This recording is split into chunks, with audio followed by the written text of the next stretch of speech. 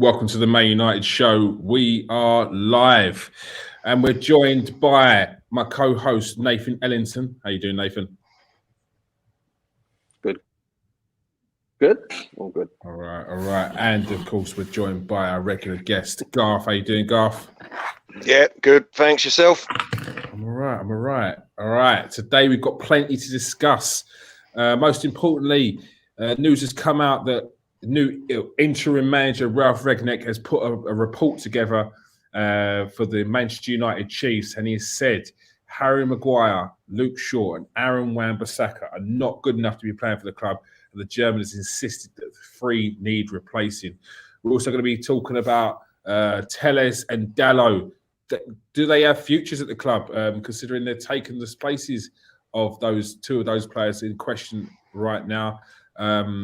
Also, Ronaldo, is he just bringing goals to Man United, or does he bring more to the team? We're definitely going to discuss that, and a little bit on Anthony Martial and the debacle that was going on the other day, where Ralph Rangnick said that he refused to play. Yet a few hours later, Anthony Martial came out with you can't really call it a statement. It was an Instagram story where he said, "I would never do that for the club." But that's how players these days release statements, I guess. All right.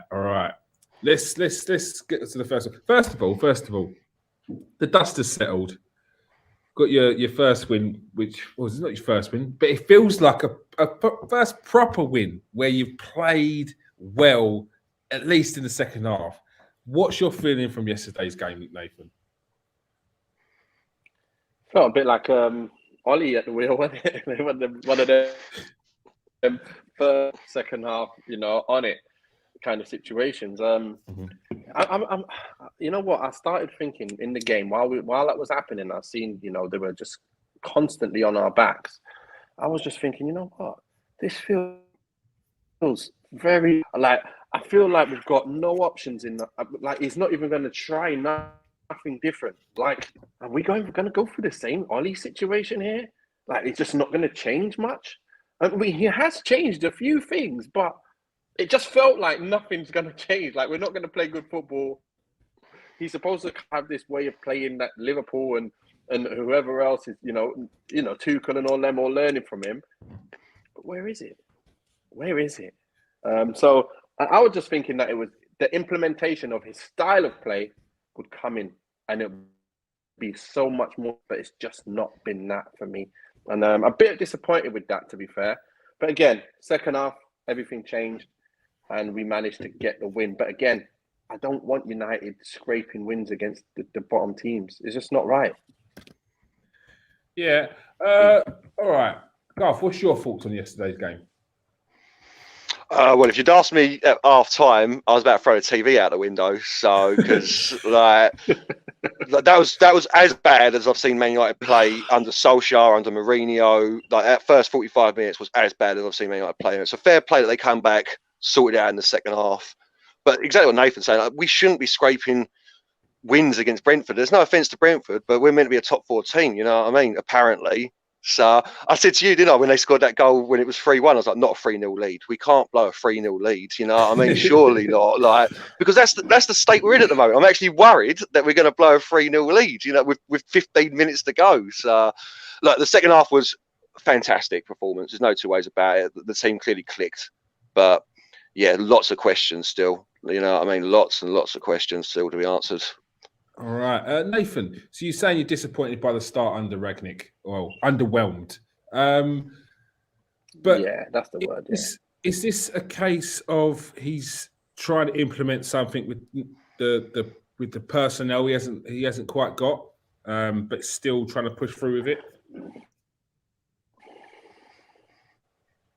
Yeah, he is. But if that's the case, we all seen Ahmad play. We've all seen other players play, and I'd like to see them get their chances. There's been ample time now for them to get them chances to go, look, I haven't seen you. Why has he not played you? Right, and we know who I'm referring to here.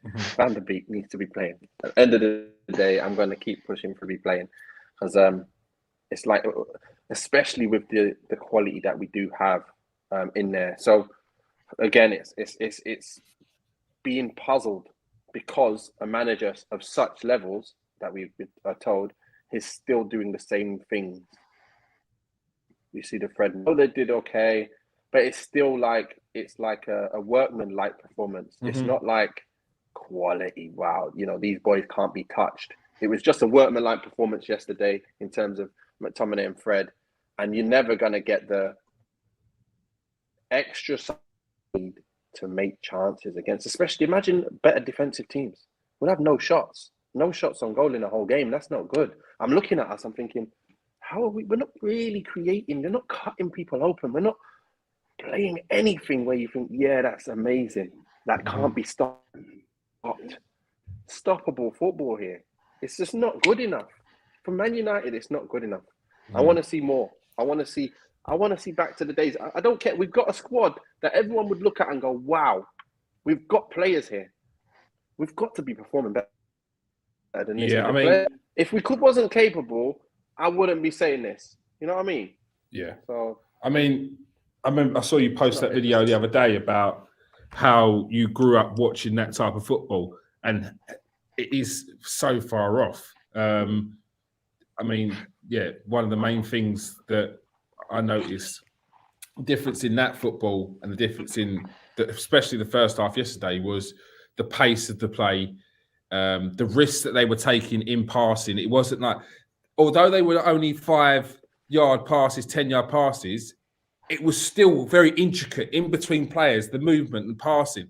It's not been quite the same for Man United at the moment. What was it in the first half that you saw, Garf, that you really didn't like?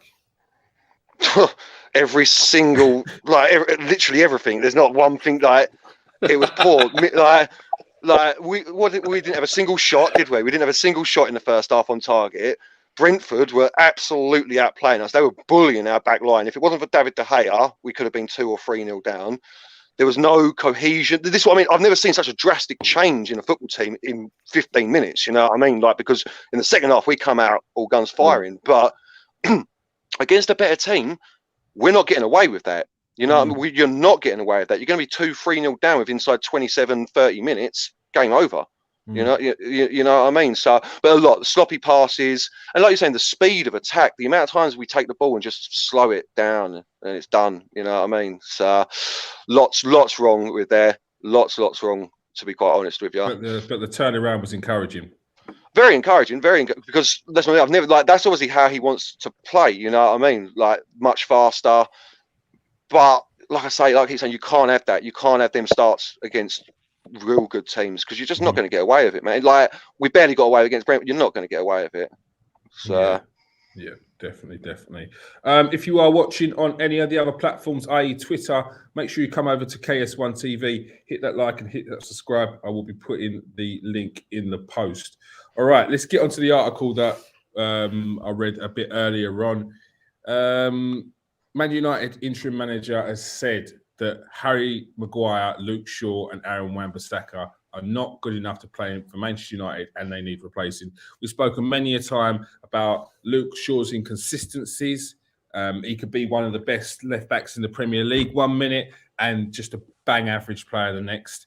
We've spoken about the shortcomings in Wambasaka's game, the fact that he's not attacking enough going forward. And we've seen how Harry Maguire is potentially too limited to be classed as, 1, a captain for Man United, and 2, a regular starter for Man United. What's your thought on Rangnick's presentation to the stakeholders, Nathan? But if that's obviously true, if it's true, then it's good that he's just made that decision and been bold about it. Simple as that. You want to see people make bold decisions, and that is a bold decision to make. Especially, I'm a bit surprised with the Shaw, because he does have quite a bit about him that I know it's just a bit off. It's what we're looking for, but everyone else is a bit further away from what we're looking for. Thought that maybe Shaw would have had a chance to maybe stake a claim there, but to say that they're all 3 of them, that was a bit of a surprise. But definitely no surprise for me when it comes to Maguire, because as you know, when I first heard that we wanted him money. We had Jones and Smalling, and I said, why are we buying a player who's not an upgrade on our team already? Like, what's the point in that? And all I was told was, obviously, on the ball, they're better ball players. That he's a better ball player on the ball. I was like, okay. Still, is not a better player than our players that we had then. So obviously, years down the line, we've come, and I've come to realize that he's a good defender when he has two central defensive midfielders sitting right in front of him, and then he's quite deep, so then no one can run at him. But that obviously limits the team going forward. You can't be left one-on-one. So that means that you're stuck as a team. You're at that level, and that's where we've been. Because we were at that level, we kind of coasted his way through, and it was all right. We had no players at the time. When Smalling left, Jones got injured, Rojo left. We didn't have anyone. Yeah. So for him to come in, obviously with a Lindelof, who was a player who basically, he's a defender, isn't he? When you're looking at defenders, he's not like supposed to be the main guy. Yeah. And then Maguire comes in, and now you've got two second defenders. So it kind of killed the situation. So as for Wambasaka, as we know, he's limited going forward, and he's not very comfortable moving forward with the ball and crossing balls. So again, that's why you've got these situations where he's got to move them on. And there's loads of other players that we can think of that can fit those positions and take us to the next level. Do you think potentially the Shaw has been put in there because for any manager, you ask for consistency, and to have Shaw play to the top of his game for a couple of games and then need to have Telles to be brought in to keep up the standards is not really the kind of level that you want. It should be, okay, Telles is there, keep your spot. Where it's with Shaw, he kind of dips off, and to the detriment of the team. Yeah, I think Luke Shaw. Sorry. No, go on, Garf. Go on. Yeah, no, I think Luke Shaw is a player who's been. He only played well after Mourinho had a go at him, and then he had something to prove, and now he hasn't got something to prove.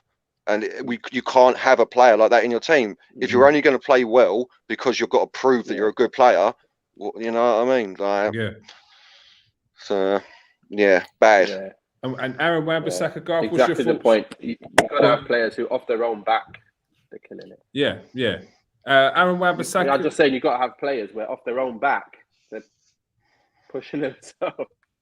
Go on, there's a bit of a delay, isn't it? Go on. And I'm going. All right. Go. Aaron Wambasaka and Harry Maguire. Fair to say that they probably you can upgrade them. Oh yeah, 100%. Yeah, I mean, you've known I've had, as I've said on the show before, I've had my worries about Wambasaka for a couple of years now, that he's not improving as a player.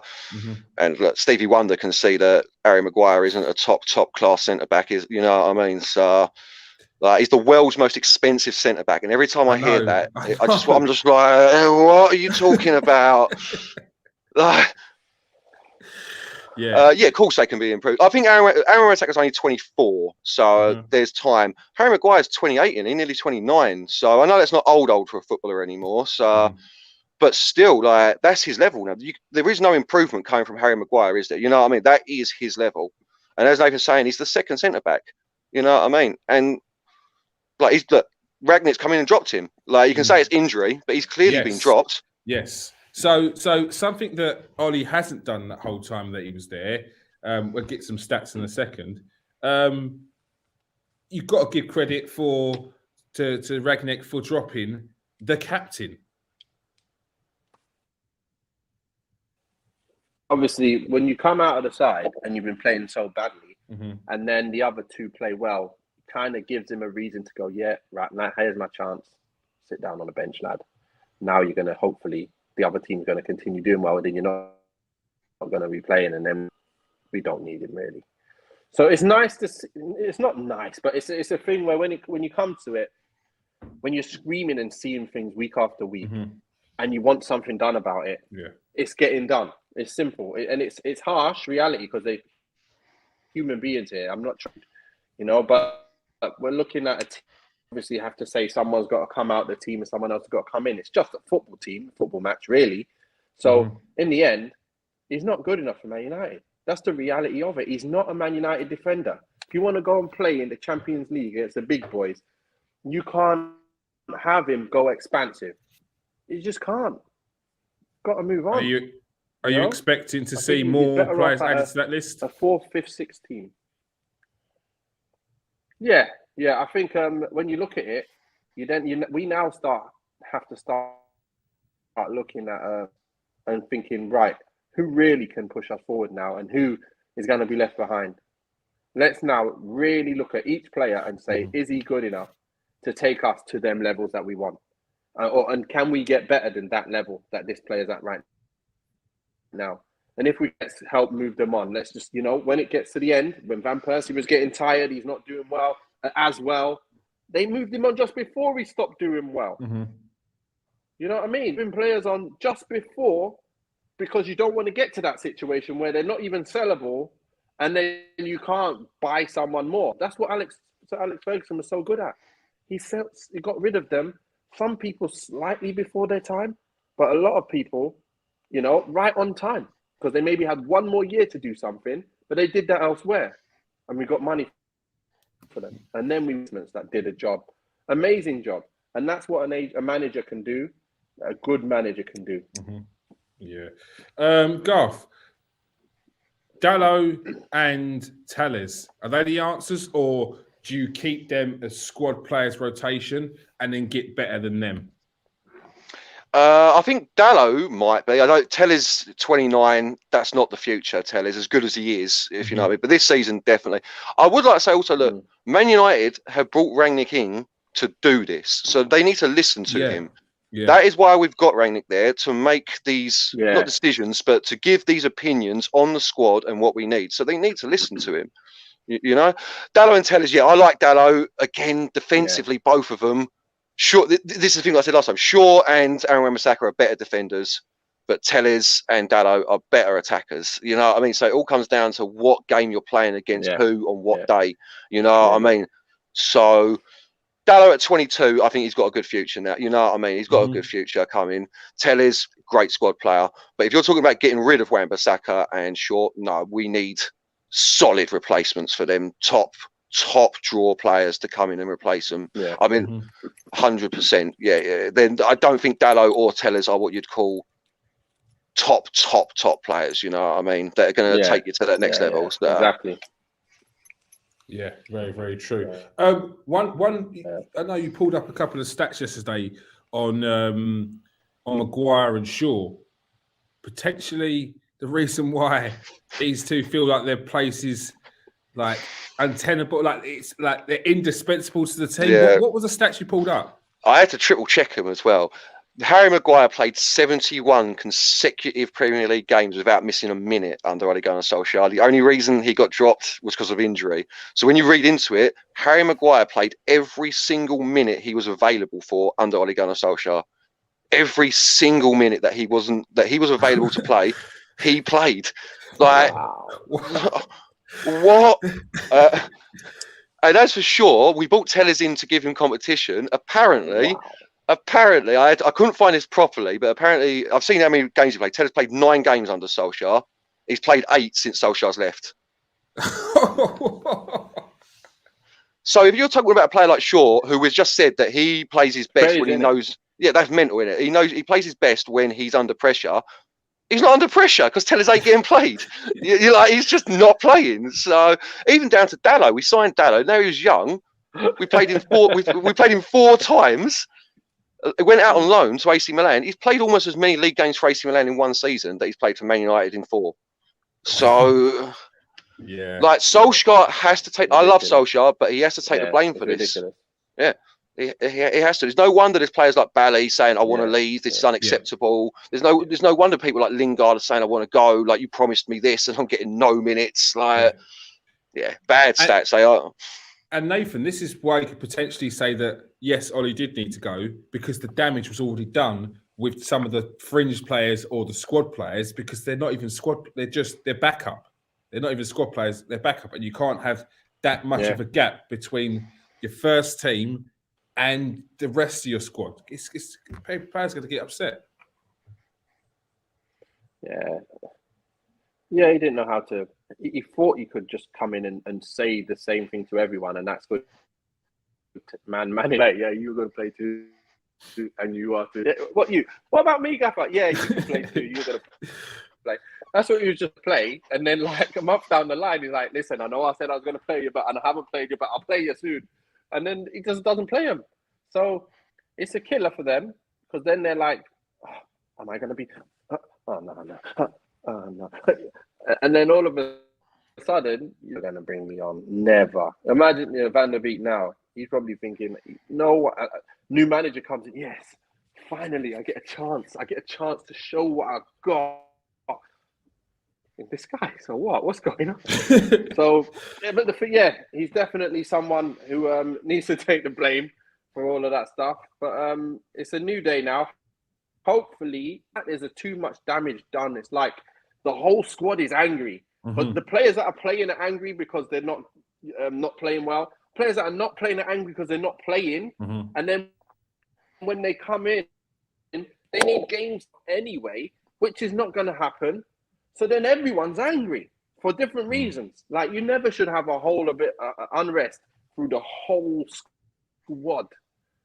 And that's why we have to resort to the youth team players who are coming through just happy to be a part of it. And you know, like Elanga just will be happy to be playing. Don't matter what's happening. How bad the team's under 18s, if you get what I mean. So that's what he'll be thinking. And that's, you know, he's reaping the benefits now. So yet to see what's going to happen now. We'll see. But it's going to. Yeah. Ralph Rangnick, like you said earlier, Garth, this is what he's been brought in for. And I think you've got to start taking into account what he's saying. And that may be a hard pill to swallow, but that may also include Donny van der Beek. No matter how much we've seen him with Ajax in the Champions League, what the little bits we've seen him here and there in games, there has to be a certain amount that you've got to take in from what Ralph Rangnick is saying when he's saying Donny van der Beek is not potentially suited to this league. There has to be an element of that. We've gone through two managers now, and neither of them are playing. Is that true? Reportedly so. Reportedly so. So even if we say we're not going to believe the reports, let's look at the evidence on the pitch. The geezer's not playing. Yeah. Like I mean, they've tried every formation possible. They've got Matic playing. They dusted off Matic. He's got shin splints. He's being held up by duct tape. It's still going. And they're not. And they bring on Donny van der Beek and they stick him up front for 2 minutes. For 2 minutes. Like, I know. I feel for the guy. I feel for the guy. I'm sure I'd like to be proved wrong. It's very painful. And see him go on loan to another Premier League club and smash it, but I just don't see it. I just cast like, nah. No, I don't want to see that. Yeah, keep him away from the Premier League. Yeah, let him go abroad, mate. Let him go abroad. Go on, mate. Watch him go to Everton and destroy it. Yeah. Watch him go to Everton and destroy it. Not Everton, Newcastle, and destroy it. Oh, mate. He will. Go on. I was going to say, the only thing I can think of is, I know, obviously I've never been a professional footballer, but do you think that maybe he just doesn't, like, at training now, it's like, well, no, I ain't getting in the team, so why try and do any better than I'm doing? You know what I mean? Why try and injure myself in training? Why go the extra 10% in training? He wants to go to the World Cup. Like, this is the problem. This is why he wants out, because he's saying he wants to go to the World Cup, and he knows he's not going to be able to get to the World Cup if he's going to be sitting on the bench. Yeah. That's what I'm not saying he's down in tools, but you know what I mean? Like, to really go out and try and impress that manager when Ralph's come in and doesn't. Like, I think he's had 27 minutes under him or something. So it's about the same amount he's had in the whole year prior as well. Yeah. Did you see that? What Man United tweeted that he played 50 games there. Absolutely. Yes, isn't he? Yeah. You can't count that. That tweet got a little bit of abuse under it. I can assure you from a lot of people. He's been involved in 50 games. Madness. It's kicking the teeth. a player who's not split the fan base, but there's a few questions being asked. Cristiano Ronaldo, does he add enough to the Man United team to warrant starting as much as he does, or have this tag of undroppable? Nathan, you touched on it the other day. Do you feel that Ronaldo's bringing enough to the game to be, in quotes, undroppable, or do you feel that other players could bring more for the team as a whole? I believe when I'm seeing him play recently, obviously we know what he can do. If we were a well-oiled machine, it'd be a hell of a different story. We wouldn't be needing to talk about this. But the reality is we're not. Struggle to move the ball and create chances. So what happens is he gets involved in trying to move the ball and stuff. And to be honest, he's not that good at it. He's not good at holding up, linking with players too much. I don't know if it's his age now, but I remember him getting on things and ripping players apart, but he can't do that now. So where that was his skill and his ability to rip people, that made up for ability to like hold up a ball or link with someone like that. Mm-hmm. You know, I guess we didn't notice how it's like, damn, just get in the box. Like, just give the ball to someone, just get in the box. I don't want him on the ball. I just don't ball. And like trying to dribble at someone, because he's not doing that anymore. I just want him in the box. Like, put the ball in the box or slide him in. He scores a goal for you. Don't get on. Just stay in there. So yeah, when you look at it like that, for me, I think he's definitely not providing much, you know, at the best of times, because we're not good enough. You know what I mean? We're not good enough at the moment to as good as he is, still is, in attack. So yeah. Garf, what's your thoughts on that? If you're playing, I suppose it's very similar. If you're playing him as a striker, as an out-and-out forward, like we're meant to be playing it, then he's fine. 14 goals in 22 games for Man United this season. Like, I don't need him to do anything more, personally. Also, he's the last remnants of that Alex Ferguson mentality of win at all costs. Do you feel it's important to keep that in the team? Yeah, I do. I really do. With this team at the moment, 100% you need that in this team at the moment. Mm-hmm. Now, I don't think anyone's undroppable. There is no undroppable player in my book, you know what I mean? Like, it's a game-by-game management basis. You play him when you know he's going to be most effective and when you need him.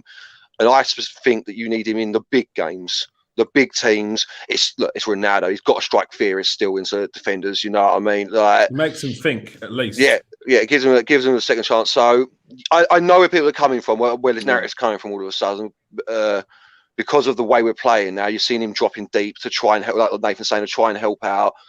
But he hasn't got the legs to do that all game. This is what I said, like when they were first talking about him pressing. He does not have the legs to do that all game. And then do it again the next game, and then do it again the next game. Like, it's untenable for him. There's no way he can do that. You know what I mean? But no, I don't think he's a detriment to the squad. I really don't. I think he brings a lot to the team. Maybe not on the ball, which sounds silly, but everything else he brings, the mentality, the desire, the winning mentality. He's a born winner, you know what I mean? And you need that in a squad, I think. So I definitely see what Nathan's talking about, though, because even the other day, it was like the old Cristiano Ronaldo, and it doesn't even feel like it was that long ago, but the old Cristiano Ronaldo, if he had one man in front of him, it was knock it past or do a trick and he's gone and then shoot. I saw him the other day, and it's like he goes to do that, goes to sort of do a dummy, and it's like, nope, I'm not going to do it, mate. Try again, and then he tries to have a shot, and it's just cannoned against the defender. It doesn't feel like that's his game anymore, so he needs to adapt. But you can't question the goal scoring ratio that's been since he's come back to Man United, and how important that has been for them so far, and especially, as you said, in big games, in crucial European games, which you're still in at the moment. It's Cristiano Ronaldo. You keep. I mean, obviously, the reports come out today. I don't know if you saw it, saying that his representatives have said if we don't make Champions League this year, he's going to look for another club. Now, that's just paper talk. Obviously, it's not been attributed to Ronaldo yet, but that's the desire I want in the team. You know what I mean? I do like that. But I can see what you're saying 100%. And that's what I mean about you play him as a striker. Like, as a striker, I don't want to see him more than 5-10 yards like outside the 18-yard box, really, like 5 yards outside the 18-yard box. He doesn't need to be dropping a shoulder and taking on a man anymore when you've got the Sanchos, the Greenwoods, the Rashfords in the team that can do that for. Yeah.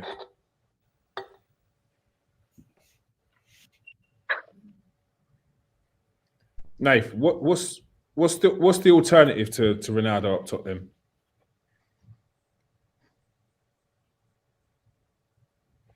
I think Greenwood should get a chance to play more up there as well. That's what we need. We need someone like that there, and then he's got bits about him.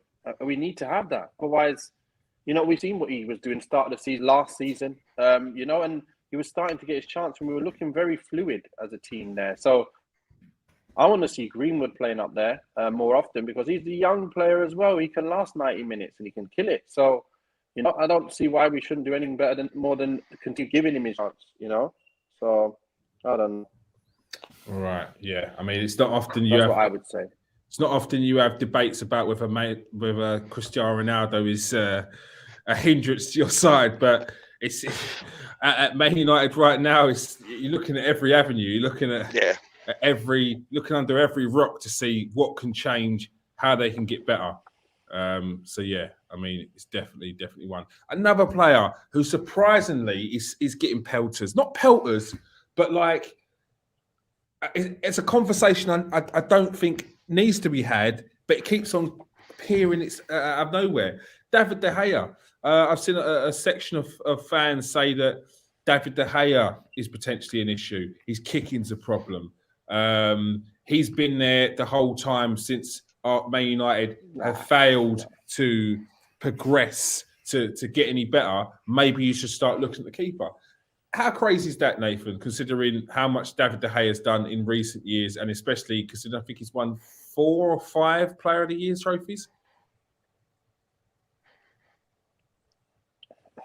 I think that's just crazy, to be fair. He's no matter, okay, he's not the best with his kicking, but he's a very, very capable goalkeeper. We know he's world-class levels. He's back to his levels that he should be defensively, positionally. His handling is amazing, So to be fair, it's not like we're looking at that going, bloody hell, mate, letting in stupid goals all the time. That happened a little bit and it's gone. Mm-hmm. It's gone. So for me, nothing wrong with De Gea. I'm not even looking at that position right now. That's the last position I'll be looking at to say, we need an upgrade. Forget that. Not even that. Even if you don't put him in, put Henderson in, he's still good enough goalkeeper to play in goal anyway. Mm-hmm. So end of the day, I'm looking in other positions. There's no chance, and I'm thinking De Gea is a problem for Man United. No chance. And Garf, what was your thoughts on it? Because I know he was pulling up more stats than anyone when you heard this. It's a madness. It's a madness talking about De Gea in that way. Like you just said, it's 4 managers' players of the year, 5 players' player of the year for Man United. He's been there 11 years. You know what I mean? He's our most senior player, tenured player at the club. And put it this way, any pelters coming his way, he's saving them because he's a brick wall. You know what I mean? He's an absolute brick wall. Like, his shot stopping is close to the best in the world, I think. His reactionary shot stopping. Yeah, his distribution with ball at foot is a little dodgy, but I mean, that's something you can work around, isn't it? You know what I mean? That's not a problem. That isn't a problem. Not when he's saving everything that comes his way. Like, he pulls out saves that a lot of goalkeepers shouldn't make. You know what I mean? Like, yeah, he's one of our best players. In my mind, he's still top 5, top 10 goalkeeper in the world. Like, in my mind, I know Liverpool, Man City, and Chelsea fans will all have something to say about that, but I find, it's a madness. It's what happens when your club's not doing well. You look for any excuse as to why they're not doing well, and it's a hot take, isn't it? Oh, he miskicked a few balls against Aston Villa. It's a problem. Yeah. He can't distribute the ball. Scrutinising every touch, every mistake,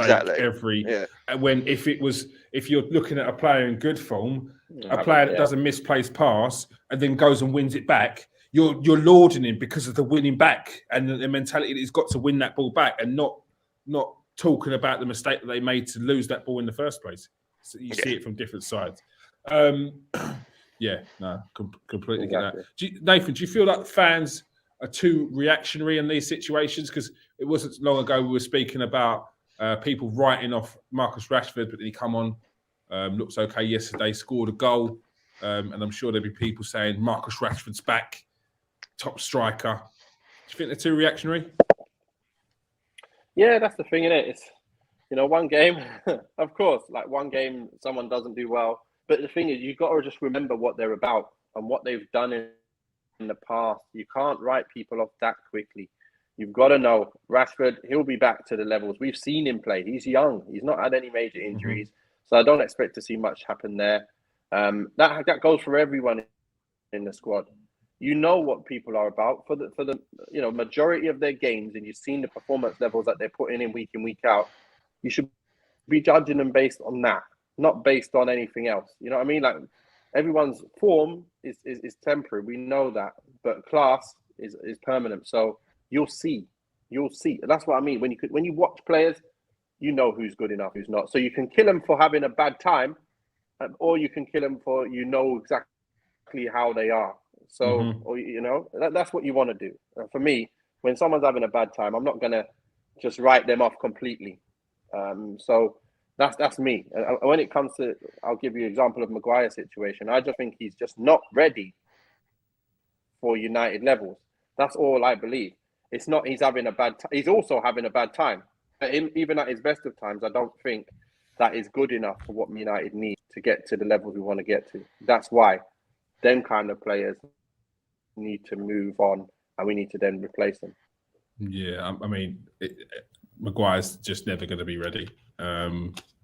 He's. I'm sure you'll have bias for him, especially with the likes of Newcastle out there. That's the good thing. You've got these clubs out there who.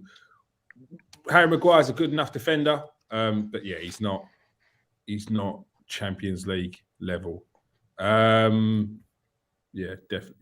agree. Anthony Martial, we saw the other day. Ralph Rangnick turn around and say that Anthony Martial refused to play for Man United. Hours later, Martial came up with an Instagram post that said, "I would never refuse to play for Manchester United." And then yesterday we saw him on the bench. What's the situation there? What's going on? Is Ralph Rangnick lying? Is Anthony Martial lying? Why was he on the bench yesterday out of nowhere?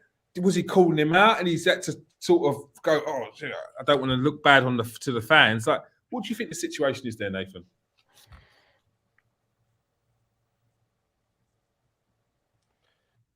You know what? I think, just like reading through the lines, I'm thinking that he possibly had a chance to move, to maybe go to one of these teams. They were negotiating, and he probably said, "Listen, if they're negotiating, don't put me in the side."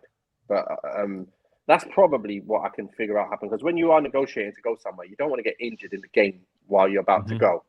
So that's the only thing I can sit there and say, that's a possibility. I can't see him saying, "Listen, I want to play," and then coming out saying, "Yeah, I want to play," just because I don't want to play. It's not that case. It's not going to be the case.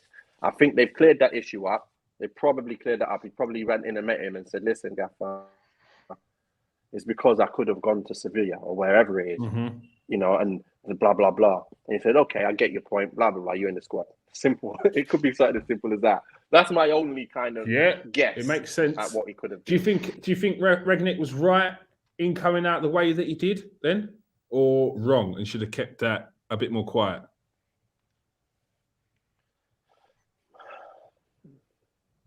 Yeah, probably should have. Well, it depends on what he thought at the time and what was told to him at the time. So you never know. But again, it looks like he's a bit too open, doesn't it? Like, he's just saying what's actually happening. And he's not like playing behind any curtains at all. He's like, "Listen, bang, this is open book. We should know this. Look, Klopp's the same, Tuchel's the same, Thomas Muller, I say it all the time. Leno got pelters because he was very honest about his situation at Arsenal and saying that, "Look, I'm probably not going to be at Arsenal forever." Like, that's just real. Like, I understand that.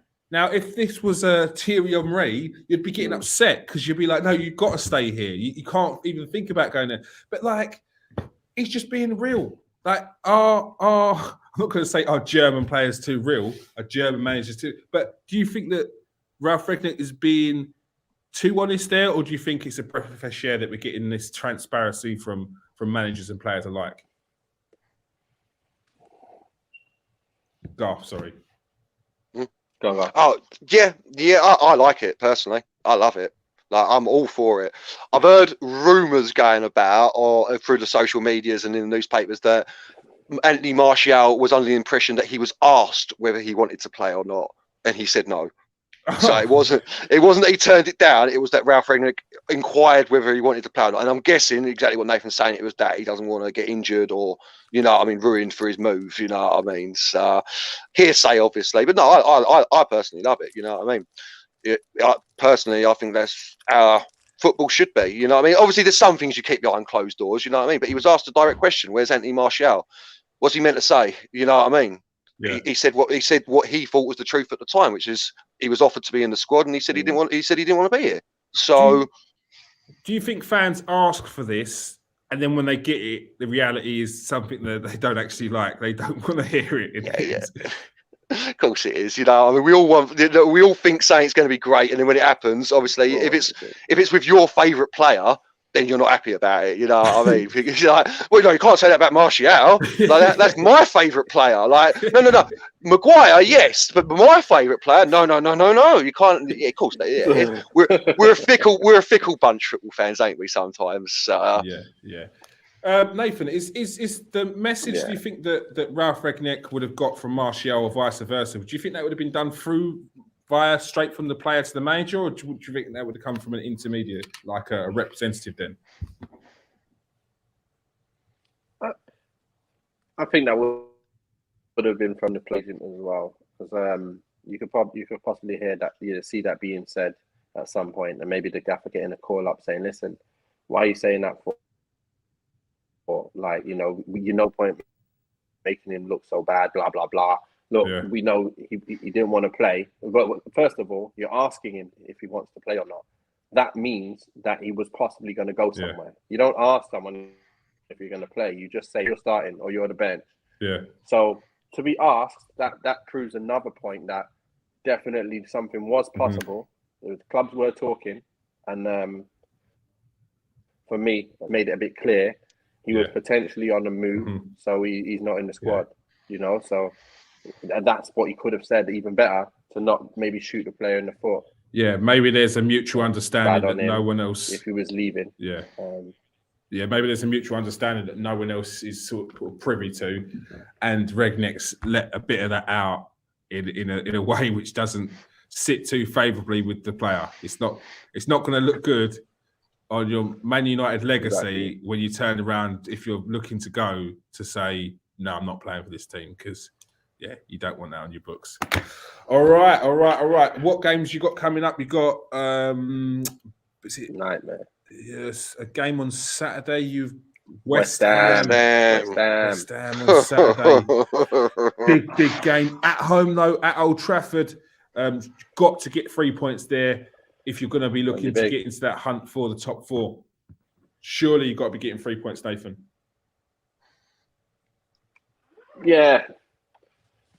Yeah, but again, the performance level has to be way, way higher than we've been showing for us to get that win. So, end of the day, it looks like we're going to pick the same team, same subs, probably.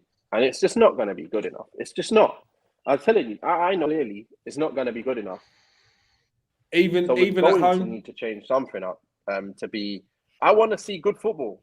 End of the day, and it doesn't matter at home. We've already seen this season. It doesn't matter where, home or away. We've actually had more points away this year than at home again. So I think that's what they mentioned just yesterday. And just for me, I can't see how that kind of performance level is going to see us beat a West Ham. If we could probably beat all the other teams, like the lower teams. And even then, like I said, if they get the first goal, imagine they got the first goal yesterday. Yeah. They probably would have tanked us. So I'm just saying, like, we need to pick something up. We need to pick something up. Big time, we need to pick it up. We got them, but let's rest on that at all. All right. Garf, any encouragement from yesterday's game going into a crucial win needed come Saturday? Yeah, first of all, every game apart from Man City, Liverpool, and Chelsea, or not even Chelsea, is a must-win for Man United. Now, if we're talking about top four, like apart from Liverpool and Man City, every single game. I'm not saying we're going to win every game, but every single game is a 3-point. It is a massive 3 points for us now to keep up with, Spurs with all their games in hand. To get above the Arsenals and the West Hams, but look, let's be fair. There was. Oh my gosh, there was well. Yeah. There's many positive signs from Man United yesterday, second half. Many positive signs. Elanga looking great. Rashford getting back on the score sheet again. Greenwood getting on the score sheet. I hate to say it, but McTominay and Fred actually having a great game, like between them. Not great, it's the wrong way to put it. Having a good game, but like we can't against the West Ham with the way they play. And yeah, like Nathan's saying, our levels need to be so much higher than they were in that first 45 minutes against Brentford. So. Sweet and sour, in it. Like, yeah, like which half of football do you take from yesterday's game to say, oh yeah, like there's positive signs? Because if you're talking about the first half, nothing, zero. I've got no hope. Period. You know what I mean? Like second half, yeah, we did really well. But like they were saying, like if we concede the first goal, yeah, different story. I know you're pointing out Tottenham, but oh my gosh, they 2-1 up to the 95th minute and then scored 2 goals to get that winner. Like they're I know they've got a world-class manager. That's crazy, man. But like they're not ticking the same way that I thought they would. It's not bought any players. They're still stuttering over games. I don't know. They're winning games though. Yeah. Probably just because it's Tottenham. And the manager who ain't got no players in yet, but they're just beating people. Yeah, but Yeah. So, yeah. It's probably my bias. Yeah, can't stand them. But yeah, it is what it is. We move on. All right. Couldn't help it. Thank you for joining us today, Garf. Thanks for having me as always. Been a pleasure. No, always good. And thanks for joining us, my co-host, Nathan Ellington.